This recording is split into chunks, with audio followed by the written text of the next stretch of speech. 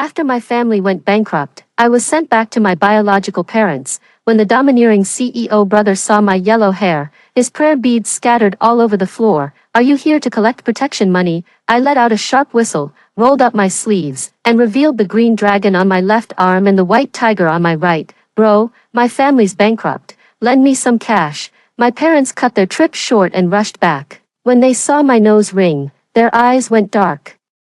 And their expressions cracked. "Damn it, how did my daughter turn into a legal delinquent?" My family went bankrupt because our rivals set a trap for us and tampered with the contract. On the day the court sealed everything up, my parents told me with grave faces that I was picked up from a trash can, and they had now found my biological parents. They told me thousands of times, but I always thought it was a joke, because they also said my brother was won in a hot pot lottery.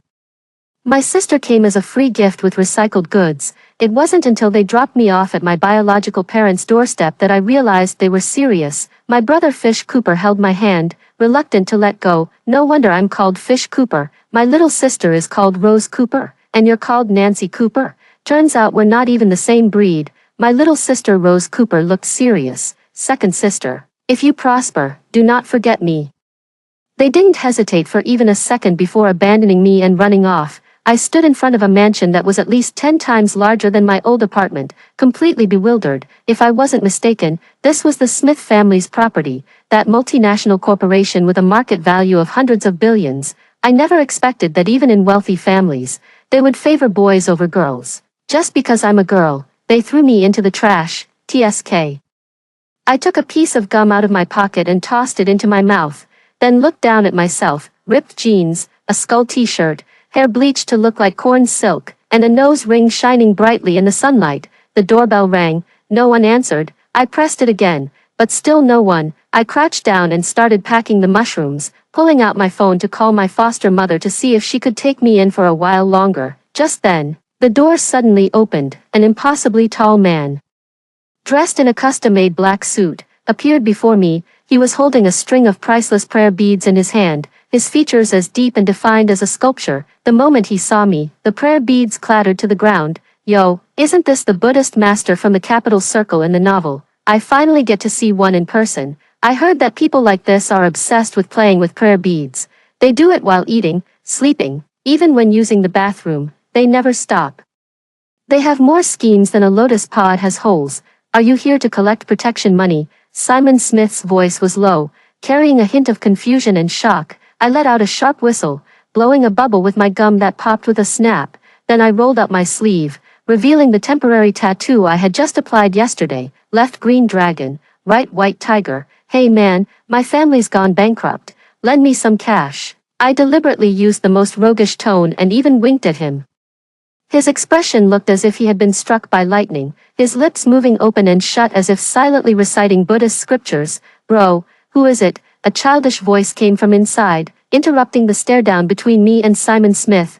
"Bro," my eyes lit up again. There's also a standard trope in the novel, where there is a true daughter, there is a false one. The false daughter always receives all the love and attention, while the true daughter is portrayed as wicked and foolish, ultimately meeting a tragic end, either dead or disabled. I narrowed my eyes, ready for battle. However, when the owner of that voice bounced cheerfully into the doorway, I nearly popped my eyes out. Is this the fake daughter? I stared at the little girl in front of me, who had 2 small pigtails and was wearing a pink puffy dress, and my brain short-circuited on the spot. She can't be more than 5 years old, right? Bella Smith was looking at me curiously with her big, round eyes. At this age, she can't even qualify as a fake heiress. Could it be that there's another one hidden inside? Second sister, brother, is this our second sister? She looked at me with a face full of surprise. The atmosphere was a bit eerie. I decided to strike first, pulling a crumpled piece of paper from my pocket and slapping it onto Simon Smith's chest. "I'm not a fraud." Simon Smith even forgot to pick up his prayer beads. The moment he saw the paternity test, his face changed. The document clearly shows a 99.9% probability of a biological relationship between me and Mr. Smith. I had no idea when my adoptive mother had this done behind my back. She only gave it to me right before I left. I crossed my arms. "How about you give me a sum of money, buy out this relationship, and I promise I'll stay out of your sight for the rest of my life. My lips will be sealed tight." Simon Smith's expression looked as if he had been punched. He slowly folded the report, his voice low. No, I was stunned. What's not okay? Not giving money, so stingy. Isn't the Smith family very wealthy? If I could just skim a little off the top, I could use it to pay off my adoptive parents' debts. The Smith family's daughter cannot be left to wander outside. Back then, you were intentionally taken out and abandoned by the nanny. That nanny was sent by a rival family. Back then, Dad got into a car accident while searching for you and had to recuperate for over half a year. Mom almost took her own life. The family business was on the verge of collapse, Simon Smith said word by word, his eyes slightly red. They didn't abandon me. How ruthless can the rival be? They not only kill but also aim to destroy the spirit, even going as far as abandoning a child. Not only did Simon Smith not let me leave, but he also called the Smith couple who were traveling abroad. He had the butler take me to my room first to drop off my luggage. I wanted to refuse, but I couldn't think of a reason to. The hallway on the second floor was long, with rooms on both sides. The butler stopped at a door at the very end. This is your room, second miss. I pushed the door open and immediately widened my eyes. This isn't a room, it's practically a princess's bedchamber. The entire room is decorated lavishly and exquisitely. The corner was piled high with gift boxes, large and small, in all colors, stacked from the floor all the way to the ceiling. My worn-out backpack looked completely out of place in such a room. This must be a mistake, right? My throat tightened. This was arranged by the madam herself, and it is redecorated every year according to your age. Every year. My heart skipped a beat, so even when I'm not here. They remember me. Bella Smith was standing behind me at some point, holding a rabbit plush toy in her arms. She pointed at the gift box in the corner. Mom celebrates second sister's birthday every year and buys lots and lots of gifts. Even though second sister isn't here on her birthday, I'll still help you blow out the candles. Why, you mean all of these are for me? That's right. She nodded vigorously. Mom said that one day second sister would come home. So we have to make up for all the birthday gifts. My chest suddenly felt tight, as if I had been punched hard. Have they really been looking for me all these years? Bella Smith, be honest with me. Is there an adopted older sister in your family, one who's older than you? Bella Smith blinked her big eyes. An adopted sister? It's just, I carefully choose my words. While I was away, did Mom and Dad adopt another girl to replace me? Bella Smith's expression turned puzzled. Mom and Dad do engage in charity work, but why would they raise someone else as their daughter? I froze. Nothing. How could there not be a fake heiress? Then who is my enemy? Isn't that how it's always written in novels? The real heiress returns, and the fake heiress causes all sorts of trouble. My phone suddenly vibrated in my pocket. I pulled it out and saw that the Loving Family WeChat group had over a dozen new messages. I opened the group chat, and the latest message was from Rose Cooper. At Nancy Cooper, have you met the fake heiress? Remember, don't act like those toxic female antagonists in novels. We're modern, independent women. I couldn't help but laugh out loud. This girl must have watched too many TV dramas. Right after that, Fish Cooper sent an eye-rolling emoji. At Nancy Cooper, if you can't make it, just come back. We're having pickled vegetables tonight, so you won't starve either way. Then he tagged his adoptive parents. At Cooper Dad, at Cooper Mom, when are you taking me and Rose Cooper to meet the relatives? We also want to experience the life of the wealthy. I was just about to reply when my adoptive mother suddenly sent a string of voice messages. I tapped to play, and her loud voice immediately filled the entire hallway. You silly kid, what's all this talk about recognizing relatives? Look at these eyelids, these cheeks. Every bit of me is in you. It's obvious you're my own flesh and blood. What's there to recognize? Bella Smith tilted her head curiously and said in surprise, Is this second sister's family? I nodded, feeling a bit proud. My adoptive parents have always been very good to me since I was young. In fact, there were even some things that Fish Cooper didn't have, but Rose Cooper and I would definitely have. Fish Cooper sent a disappointed emoji. Rose Cooper immediately followed up, What about me? I'm so beautiful. Could my dad's genes really be that good? My adoptive mother sent another voice message, and I could just imagine her rolling her eyes. Who do you think you are? Take a look in the mirror. One takes after me, the other after your foolish father. Only Nancy is slender, tall, and fair-skinned. She used to be the face of our family, but now all that's left are a bunch of misfits, none of whom are presentable. I burst out laughing, but then felt my eyes grow warm. This is the family atmosphere I'm familiar with. They tease each other.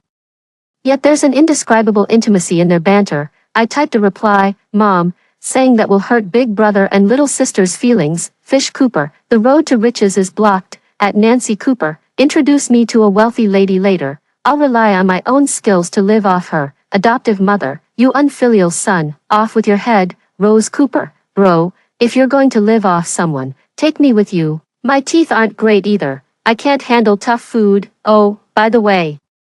Second sister, how are things over there? Is there really no fake heiress? I hesitated for a moment. There really isn't, just a 5-year-old little sister. Fish Cooper, oh no, does that mean you're going to inherit the family fortune? Remember me when you're rich. My foster father suddenly popped up. At Nancy Cooper, how are they treating you? How are they? I don't know either. The Smith couple are still on the plane. So far, it should be fine. In the end, I just replied with, it's okay.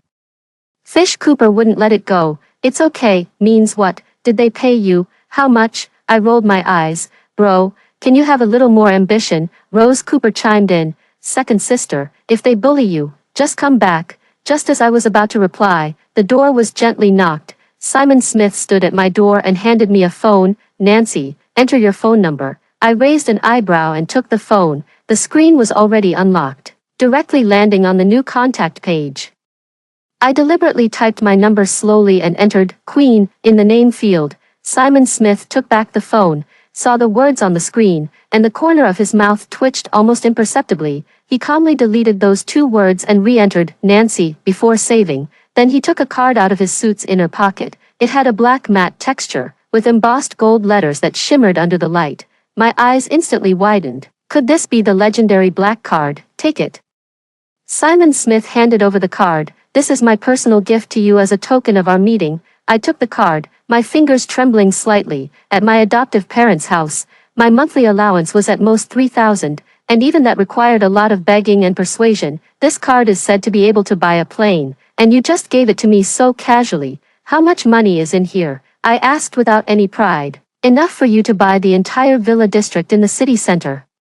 I immediately stuffed the card into my pants pocket, afraid he might change his mind. My heart was already setting off fireworks. This wasn't a family reunion, it was hitting the jackpot. Thanks, bro. I blurted it out and was stunned by my own words. Did I just call him brother? Simon Smith clearly noticed the term of address as well, his expression shifting subtly before quickly returning to calm. Mom and Dad will be home at 7. Do you want to change your clothes first?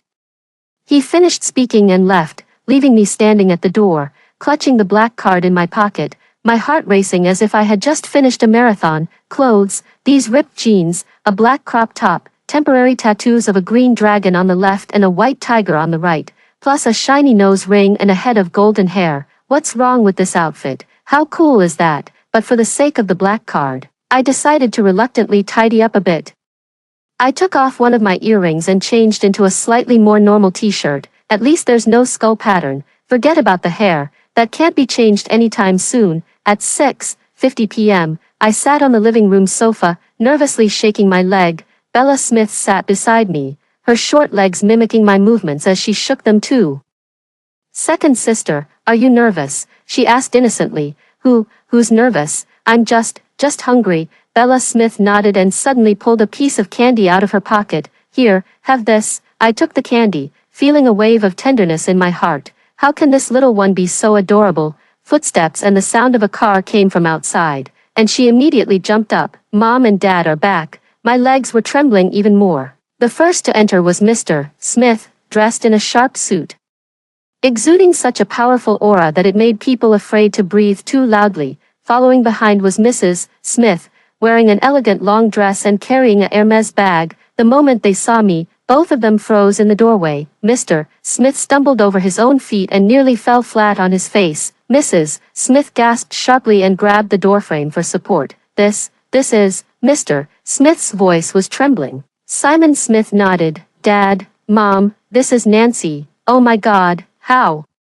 How did my Nancy become a legal case? Mrs. Smith covered her chest. I looked down at myself. Wasn't it already tidied up? Compared to the look when we first met, this is already quite restrained. Okay. Bella Smith ran over and hugged Mrs. Smith's leg. Mom, second sister is so cool. Mr. Smith came to his senses and gave a thumbs up. She has the same style I had when I was young. Me, Mother Smith and Simon Smith turned to look at Mr. Smith at the same time, their expressions equally shocked. David, did you dye your hair and get a nose ring when you were young? How come I didn't know about that? Mrs. Smith raised her voice by an octave. Mr. Smith coughed, looking slightly embarrassed. Well, not that, but I did have long hair, and I even formed a band. I stared wide-eyed at his well-dressed appearance. It's hard to imagine that my own father was a rocker in his youth. Mrs. Smith took a deep breath and turned her attention back to me, hesitantly asking, Nancy, how many lives have you taken?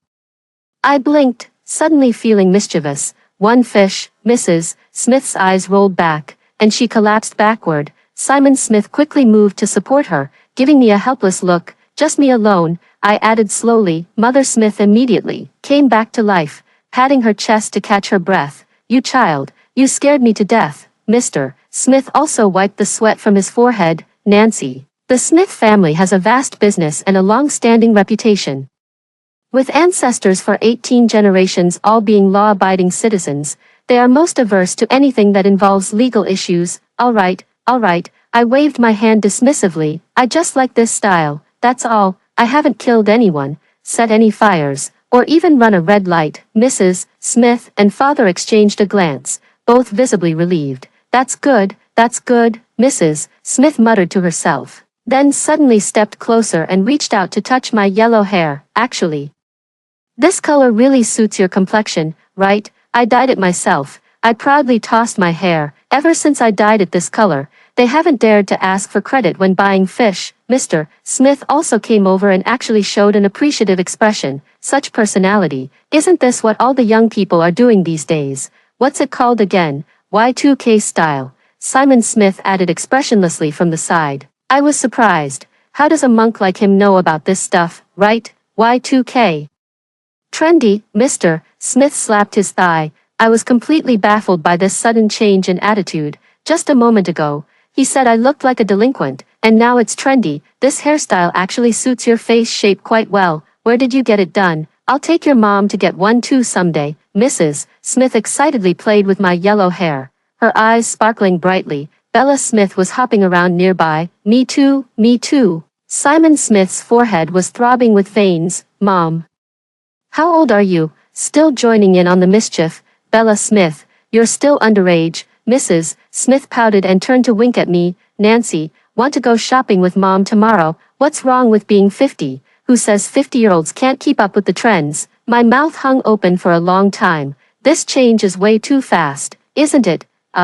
Okay. I nodded mechanically, completely stunned by Mrs. Smith's unexpected move. Simon Smith left with a hand on his forehead, the Buddhist prayer beads in his hands spinning so fast they left a blur. Early the next morning, while I was still dreaming in bed, I was abruptly awakened by a series of urgent knocks on the door. Nancy, open the door quickly. Mrs. Smith's voice was filled with barely concealed excitement. I rubbed my eyes and opened the door, only to be jolted wide awake the next second. Standing at the door was a middle-aged version of Nancy Cooper. Not only had Mrs. Smith dyed her hair the exact same blonde as mine, but she was also wearing ripped jeans and a studded leather jacket, looking every bit the rebellious middle-aged woman. Mom, my voice cracked. How is it? I had Tony do it exactly like your hairstyle. Mrs. Smith spun around. Only then did I notice the butler standing behind her, looking extremely embarrassed, and Simon Smith, who seemed utterly defeated. You're serious? I stammered as I asked. Of course, let's go. We're going shopping. Mom has already had the driver prepare the car. Mrs. Smith grabbed my hand. Simon Smith took a deep breath. Mom, the board meeting is at 10. Son, what are you and your dad even here for? Stop copying those TV dramas, fiddling with that prayer bead bracelet all day long. It's practically polished to a shine. Aren't you worried about getting tendinitis? Without even turning her head, Mrs. Smith dragged me downstairs. I'm going to accompany my daughter today.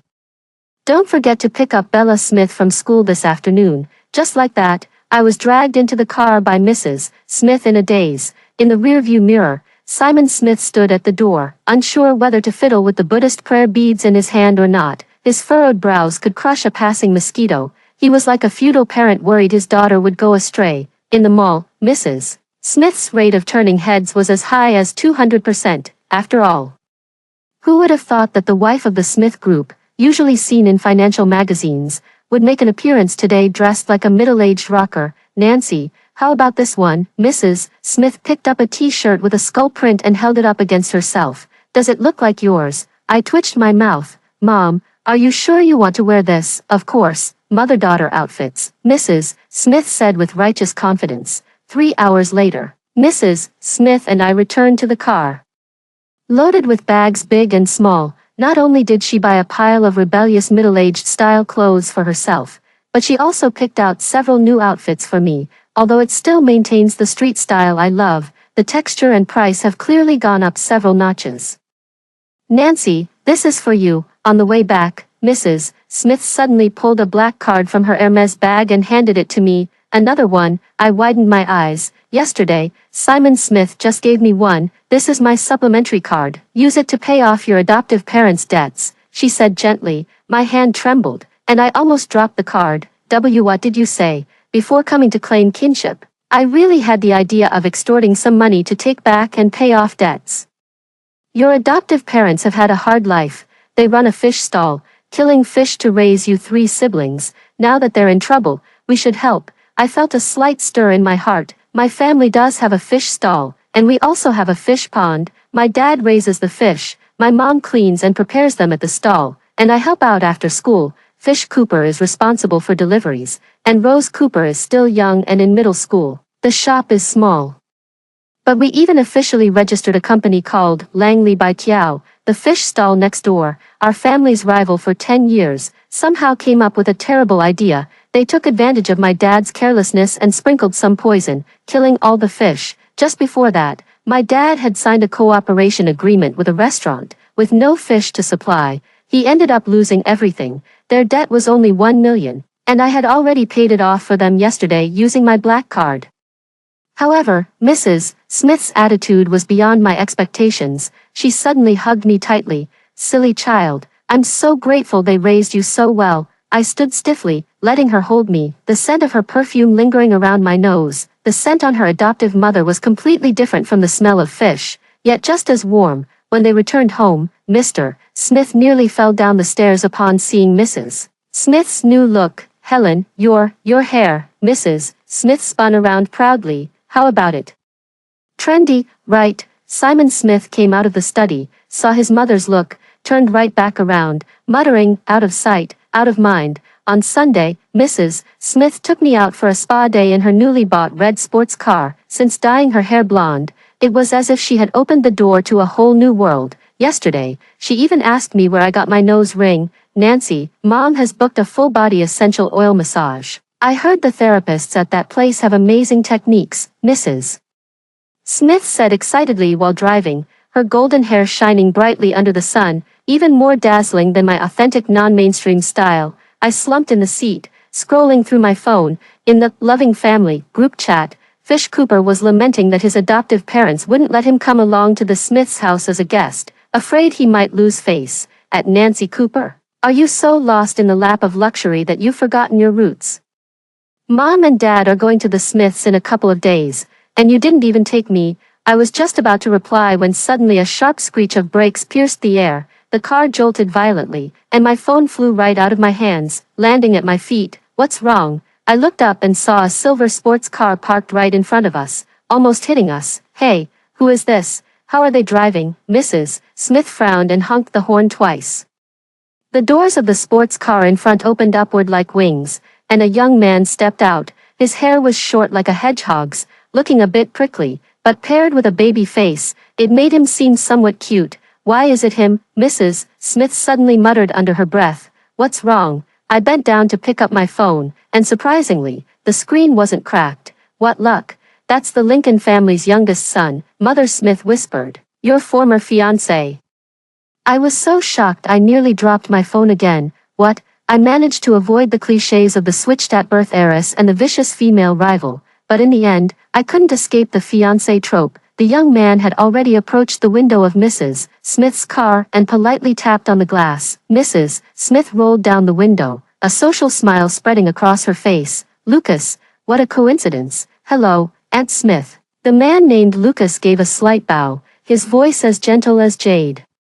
I'm really sorry about earlier, my brakes are a bit faulty. It's fine, Mrs. Smith waved her hand. Where are you headed? Lucas shifted his gaze to me, his politeness tinged with a hint of curiosity. There's a gathering, and who is this? Oh, this is my daughter, Nancy. Mrs. Smith introduced her. Nancy, this is Lucas. I nodded at him, deliberately putting on a carefree attitude. Oh, the fiancé. Lucas was clearly taken aback, his eyes darting around awkwardly. That.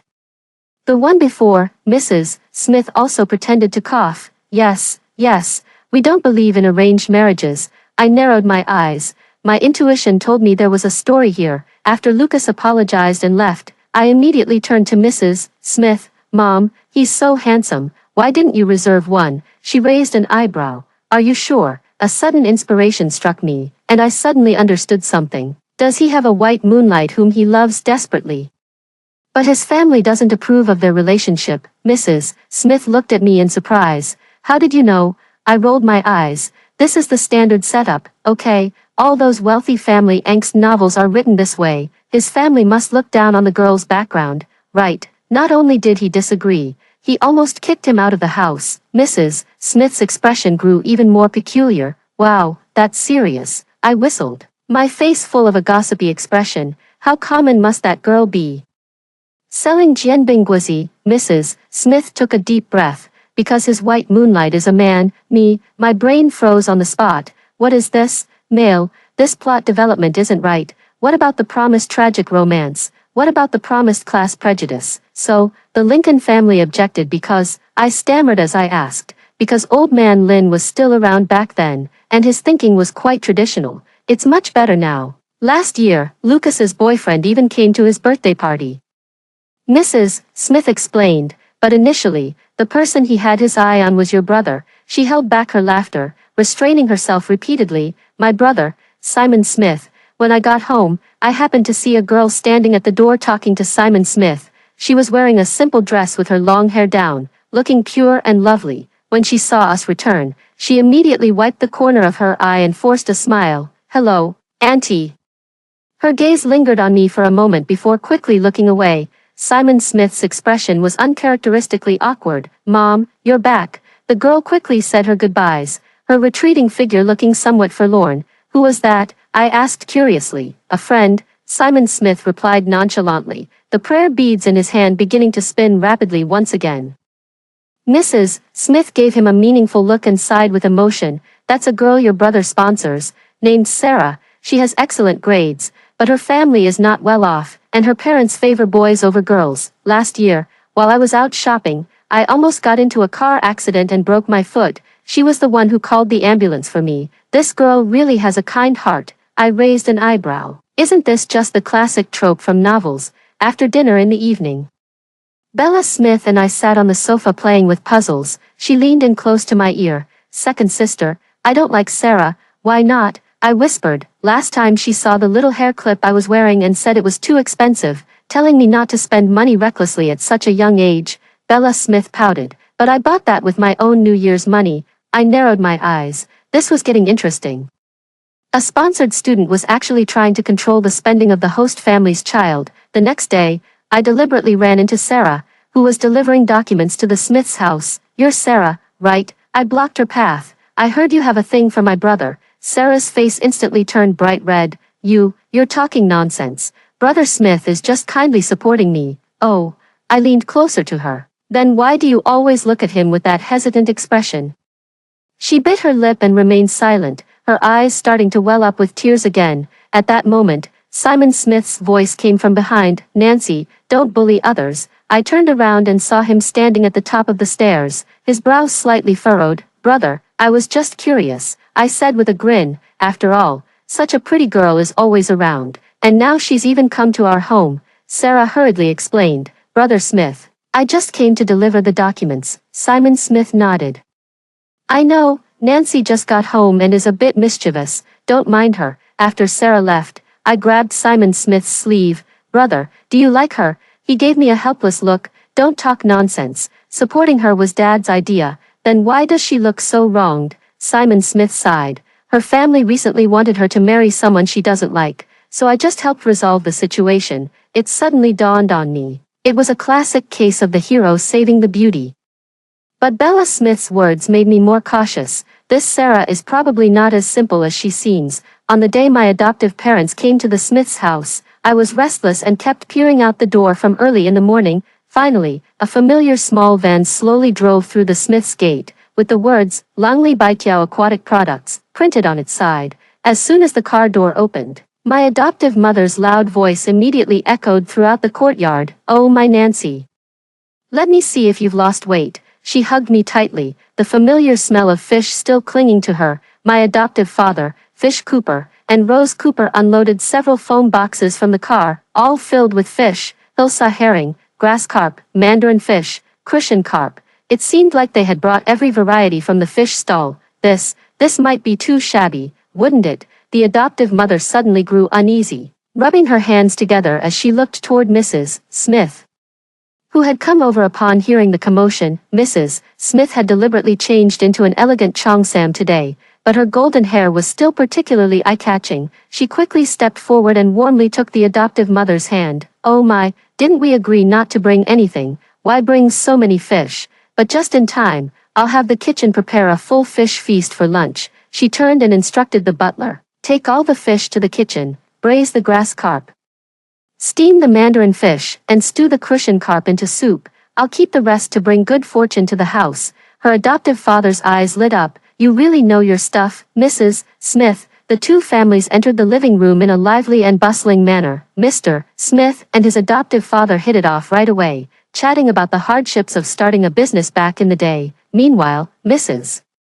Smith and her adoptive mother gathered together, one teaching the other how to style her hair, and the other teaching how to pick the freshest fish. Fish Cooper looked around and whispered to me, "Little sister, your home is so luxurious. The bathroom is bigger than our living room." I laughed and punched him playfully. "Then how about we swap?" Fish Cooper scratched his head. "I've been asking Mom and Dad for days, but they stubbornly refuse to admit that I'm the young master of a wealthy family."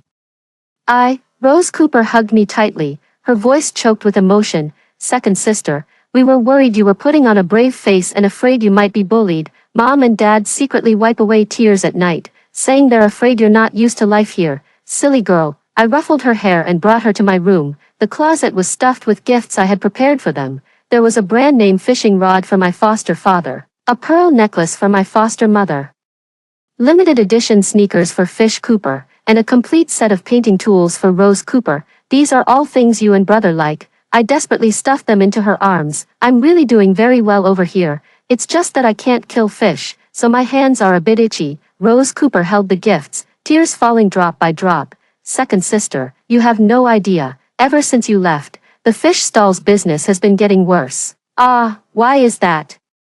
"Because there's no one to scold the customers anymore. Those who were used to being yelled at by you are all asking where you've gone." I burst out laughing, but tears kept streaming down uncontrollably. After going downstairs, the dining table was already filled with fish. The Smith family's chef is truly impressive, turning the fish brought by the adoptive parents into a feast fit for royalty. The two families sat around the table together. The adoptive father, his face flushed from drinking, patted Mr. Smith on the shoulder and said, "Bro, I've returned your daughter to you, but you have to promise me not to let her suffer." Mr. Smith nodded solemnly. "Don't worry, Nancy is the treasure of both our families." Fish Cooper wore Buddhist prayer beads on both wrists, a gift from Simon Smith, and looked at him in shock as he ate while fiddling with them. Near the end of the dinner, my adoptive mother suddenly asked me, "Have you filled out your college application preferences yet?" I instantly froze. Oh no, life has been too enjoyable. I forgot all about the college entrance exams. I've been on leave for over half a month, and the homeroom teacher hasn't even urged me to return. It's only because my grades have consistently ranked first in the grade that he approved my leave. "I'll be back at school tomorrow," Rose Cooper said with a proud expression.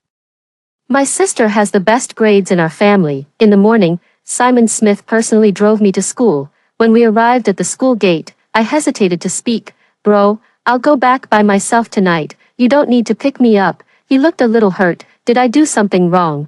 I pointed at the emblem on his car. "Nothing's wrong. It's just too flashy." He nodded thoughtfully. "I see.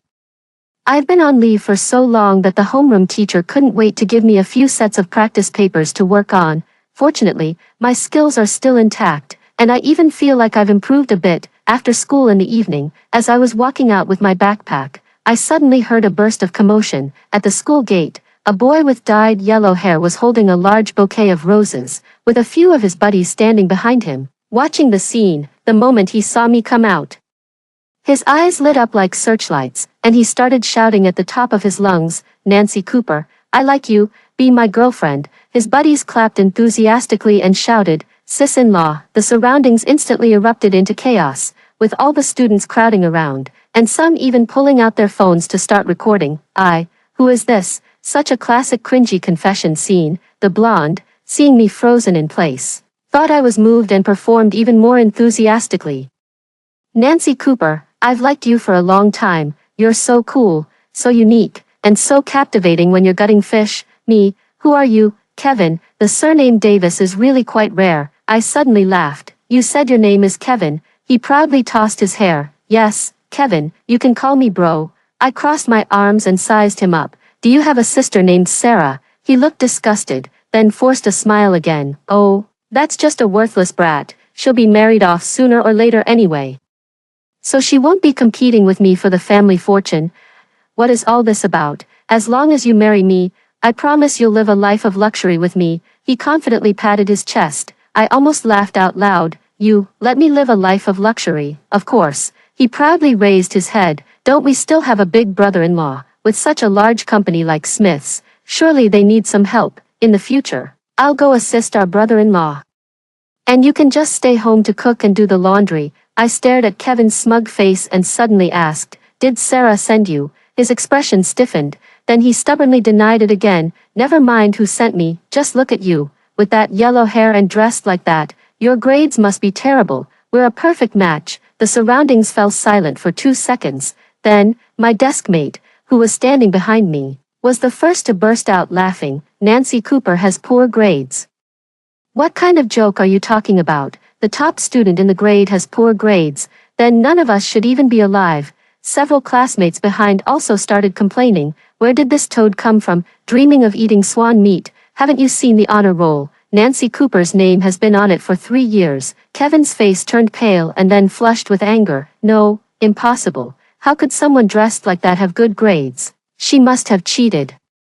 As soon as Kevin shouted, "Cheated," a furious roar suddenly came from behind him. "Which little brat dares to slander my student?" Our homeroom teacher, Ms. Wendy, charged over menacingly, dragging a mop. 2 security guards followed closely behind her, making the scene quite spectacular. "So it's you, you little punk, who dares to seduce Nancy Cooper?" Teacher Wendy pointed with her mop, full of fury. "I'll beat you to death, you shameless scoundrel." Kevin backed away in fear. "Teacher, I just came to pursue true love." "It was you bastard, who accused my student of cheating." "Nancy Cooper has been sitting in the front row of every exam since her first year of high school. She scored full marks right under the proctor's nose. How dare you say she cheated?" Teacher Wendy swung her mop and gave chase. Kevin scurried away like a frightened rat, while I stood by, smiling as I stuck out my leg. He fell flat on his face, landing hard. Kevin scrambled to his feet, embarrassed and furious, and threw a punch at me. "You son of a..."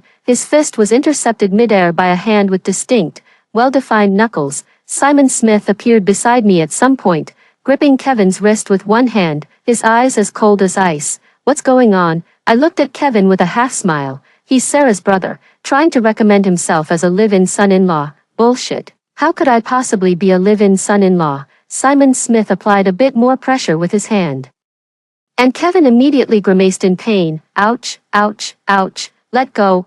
I tilted my head and looked at Simon Smith. Should we call the police? But my peripheral vision was still fixed on his expression. Anyone with eyes could see that Kevin, that fool, was sent by his sister either to seduce me into puppy love and ruin my grades, or to become the Smith family son-in-law. In short, he was up to no good. Simon Smith didn't even frown and directly gestured to the driver. "Call the police."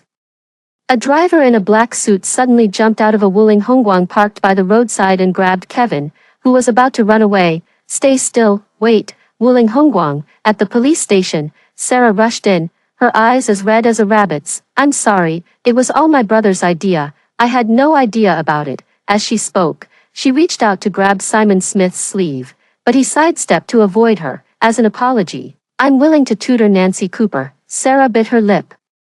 Simon Smith's expression suddenly became intriguing. Just now at the school gate, my classmates were all boasting that I'm the top student in my grade. No need, he flatly refused. Sarah misunderstood his meaning, thinking he was still angry, and tears fell with a patter. Brother Smith, I really didn't know Kevin would fix it. Why wouldn't we fix it? I suddenly spoke up, smiling as I linked arms with Sarah. I heard Sister Sarah is a top student at F University. I couldn't ask for more.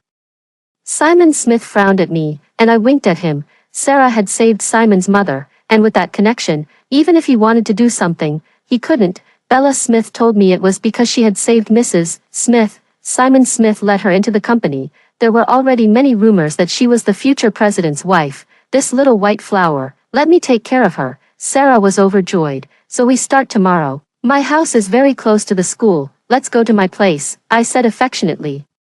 Coincidentally, my brother's study has a lot of reference books. Simon Smith's prayer beads suddenly paused for a moment. Sarah's face instantly lit up. All right. As they stepped out of the police station, Simon Smith lowered his voice. What are you up to, bro? I just want to study hard and make progress every day. Is that not allowed? After school on Monday, Sarah came to my house on time as scheduled. To avoid any suspicion, Simon Smith specifically chose to work overtime. As soon as she entered my room, her eyes widened in shock, staring at the famous painting on the wall. Her voice trembled. This must cost tens of thousands, right? I don't know. My brother bought it. Her fingers unconsciously dug into her palm as her gaze swept over my dressing table again. A few pearl necklaces I never wear were casually tossed in the jewelry box. Your parents are really good to you. Her throat was dry. Our parents are different. Sarah's eyes instantly reddened. While explaining the problem, she was absent-minded, even making mistakes with the most basic formulas. I watched her solve the problem with countless mistakes and suddenly felt a bit sorry for her. As a top student from F University, if she puts in the effort, what can't she achieve? Instead, she chooses to focus her attention on Simon Smith. Taking shortcuts depends on whether there's even a path to take. As she was leaving, Sarah bit her lip, her tears on the verge of falling. Mrs. Smith happened to return and, looking at her retreating figure, asked in surprise, was the question that difficult? Why are you crying, Mom? Don't you suspect that I bullied her? I tilted my head and asked, how old are you? Bullying her? You're lucky if she doesn't bully you. Mrs. Smith rolled her eyes. How can Mrs. Smith's intelligence fluctuate so much? The final week before the college entrance exam, Mr. Smith suddenly announced at the dinner table, as long as I get into university, he will give me 15% of the company's shares as a reward. Bella Smith immediately jumped down from the chair and hugged my leg. Second sister, remember to give me pocket money from now on. I smiled and pinched her little nose. Leave it to me, out of the corner of my eye. I saw Sarah's hand tremble as she picked up food, her chopsticks falling onto the table, her lips bitten pale. Interesting, if it weren't for Mrs. Smith inviting her to stay for dinner, I wouldn't have witnessed this scene. Over the weekend, I suddenly had the idea to visit the Smith Group and see what Simon Smith looks like while working. Just as I reached the company building, a familiar head of yellow hair suddenly caught my eye. Kevin, I quickly pulled down my hat brim and hid behind a pillar.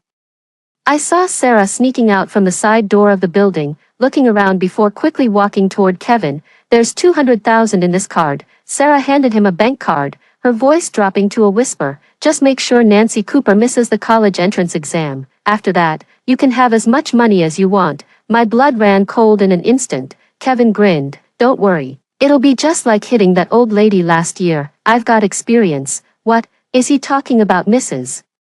Smith? Kevin added proudly. Should I take the chance to save her again? Isn't that how it always goes in TV shows? Saving someone's life leads to them pledging themselves in return. Are you crazy? Sarah interrupted sharply. What a coincidence. I saved Mrs. Smith, and you saved her daughter. That would raise suspicion. My heart was beating so fast it felt like it might leap out of my chest. So Mrs. Smith's car accident last year really wasn't an accident. Kevin curled his lip. All right, but sis, when you become the CEO's wife, don't forget about Mom, Dad, and me, he said sarcastically. If it weren't for us helping you act out that sympathy play back then, Simon Smith wouldn't have sponsored you. Sarah's expression suddenly changed. That wasn't all acting. Mom and Dad really did.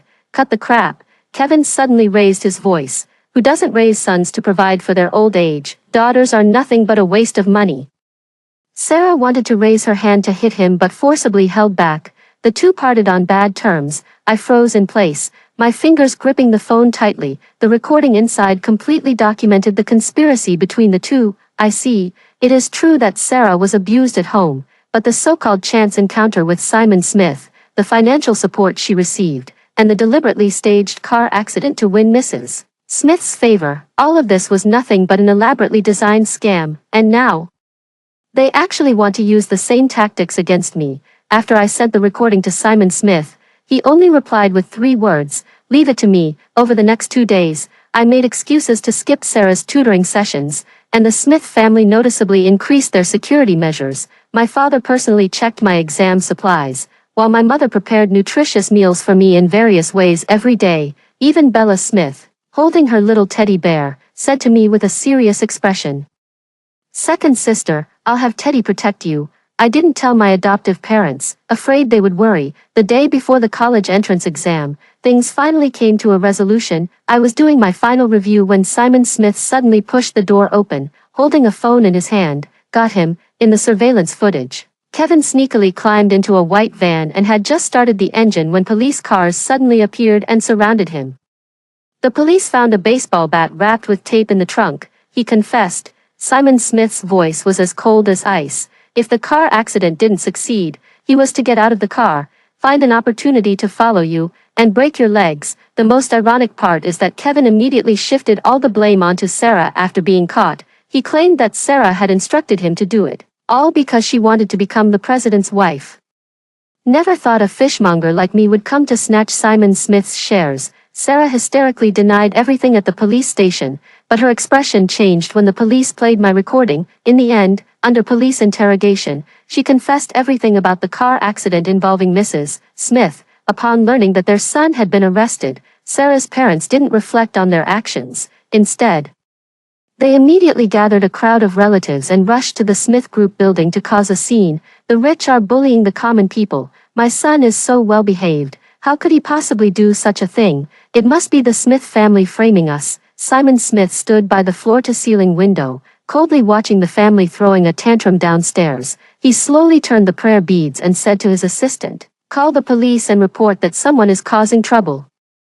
The moment the police siren sounded, Kevin's father was still wailing at the camera. "My son was wronged. The Smith family is bullying us with their power." Before he could finish speaking, the police directly presented Sarah and Kevin's signed confessions. This is impossible. It must be fake." Kevin's father's legs gave way, and he collapsed to the ground. The most ironic part was that when the police were about to take them away, Kevin's mother suddenly grabbed the officer's sleeve. "My son is innocent. It was all that worthless girl's idea. If you're going to arrest anyone, just arrest her." The police were left speechless. On the day of the college entrance exam, the entire Smith and Cooper families came out to send me off to the exam. At the school gate, Simon Smith, for once, wasn't fiddling with his prayer beads. Instead, he solemnly handed me a piece of jade. "It's been blessed, Mrs. Smith, and my adoptive mother are both wearing kipayos, wishing me a victorious start." The two of them standing together looked just like a pair of sisters. Fish Cooper and Rose Cooper mysteriously leaned in, grabbing my hands from both sides. "We specially went to pay respects to the god of literature yesterday." Fish Cooper looked solemn. Yes. I rushed over without washing my hands. "I'll pass all my exam luck to you." Rose Cooper's eyes sparkled. I froze instantly. "Wait. What do you mean you didn't wash your hands? You didn't even wash after using the restroom?" "Of course I washed it, but I haven't washed it since paying respects to the god of literature," Fish Cooper said with righteous indignation. On the day the college entrance exam results were announced, both families crowded around the computer in the living room. Refresh it again." The adoptive mother anxiously slapped the table. "Mr. Smith adjusted his glasses. "Is the system lagging? Why is Nancy's grade column blank?" Fish Cooper suddenly let out a mournful cry. "Oh no, did I worship the wrong Wenchang emperor?" Just as everyone was anxiously pacing around, my phone suddenly rang. "Hello, is this Nancy Cooper? This is the admissions office of Q University. Congratulations on being admitted to our school as the top science student in the province." The living room instantly fell so quiet you could hear a pin drop. The next second, both families erupted in an uproar.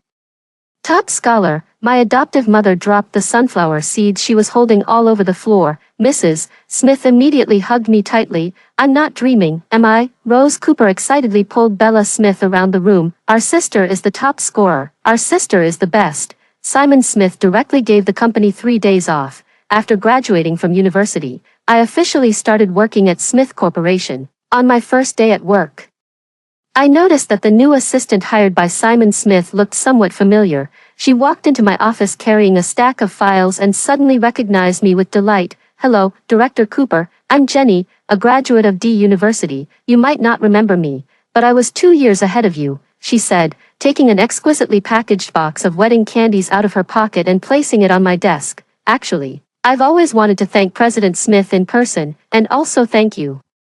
Her eyes sparkled. I heard that after the president's sister was taken away, the Smith Group launched the Seeking Moon scholarship program. The pen in my hand paused slightly. Mr. Smith said that this was in the hope that one day, the sister who was lost outside might also receive help. I was fortunate enough to receive the funding, which allowed me to get into D University and meet my current husband. On the table, the ribbon on the wedding candy box was dazzlingly red.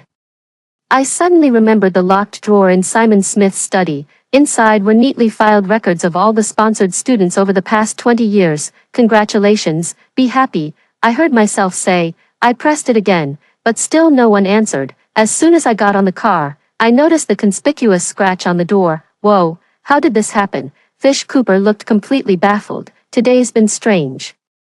I ran into a rich second-generation kid driving a sports car who insisted on bumping into my car. What's even weirder is that after the guy got out of the car and looked at the scratch, he insisted on giving me a brand new car. Which rich kid is that generous? I buckled my seatbelt and asked curiously, just for a scratch, he's giving you a new car? Fish Cooper scratched his head, sounded like his name was Lucas or something. Lucas, sounds a bit familiar. Wait, isn't that my ex-fiancé? Simon Smith's former suitor. I heard that after he broke up with his boyfriend, he went abroad. Could it be someone with the same name? What does he look like? I asked as if it were nothing. Well, he's quite handsome, with a baby face, a bit cute, and he speaks in a refined manner. Fish Cooper gestured while waiting for the red light. Are there any other Lucases among the rich second generation? I thought about it for a while but couldn't find one. Why did he insist on changing your car? Fish Cooper was bewildered. Who knows? They insisted my car was too shabby and ruined the city's image. Oh, we're here. We're here. The scent of fish wafted from the small courtyard of her adoptive parents' home. As soon as she entered, her adoptive mother came out carrying a plate of braised fish. Nancy, hurry and wash your hands for dinner. After hearing the story above, what are your thoughts? Feel free to share your opinions in the comments section. Looking forward to hearing from you. If you liked this story, don't forget to like it, share it, and subscribe to my channel. See you next time.